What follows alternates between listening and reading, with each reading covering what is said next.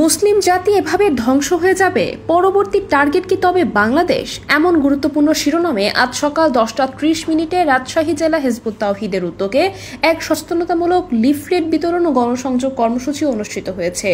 তালাইমারির মোড় থেকে শুরু হয়ে কর্মসূচি শহরের বিভিন্ন গুরুত্বপূর্ণ এলাকা, ভদ্রার মোড়, স্টেশন রোড, নিউ মার্কেট অতিক্রম করে বিন্দুর মোড়ে গিয়ে শেষ হয়। এ সময় পথচারীদের মাঝে হিজবুত তাওহীদের পক্ষ থেকে সচেতনতামূলক লিফলেট বিতরণ করা হয়। অনুষ্ঠানে সভাপতিত্ব করেন রাজশাহী জেলা হিজবুত তাওহীদের সভাপতি আরিফুজ্জামান গালিব। প্রধান অতিথি হিসেবে উপস্থিত ছিলেন রাজশাহী বিভাগীয় আমির মশিউর রহমান। এছাড়াও উপস্থিত ছিলেন আঞ্চলিক আমির আশিক মাহমুদ সহ রাজশাহী অঞ্চলের সহস্রাধিক নেতাকর্মী। লিফলেটে বিশ্বব্যাপী মুসলিম জাতির বিরুদ্ধে চলমান ষড়যন্ত্র, ধ্বংসের ছক এবং সম্ভাব্য ভবিষ্যৎ টার্গেট হিসাবে বাংলাদেশের অবস্থান নিয়ে জনসাধারণকে সতর্ক করা হয়।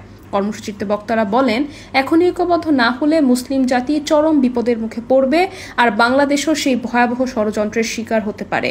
হিজবুত তাওহীদের পক্ষ থেকে জানানো হয়, এ ধরনের কর্মসূচি ভবিষ্যতেও দেশের বিভিন্ন জেলায় চলমান থাকবে, যাতে সাধারণ মানুষ সচেতন ও সংগঠিত হয়ে জাতীয় নিরাপত্তা, শান্তির পক্ষে অবস্থান নিতে পারে।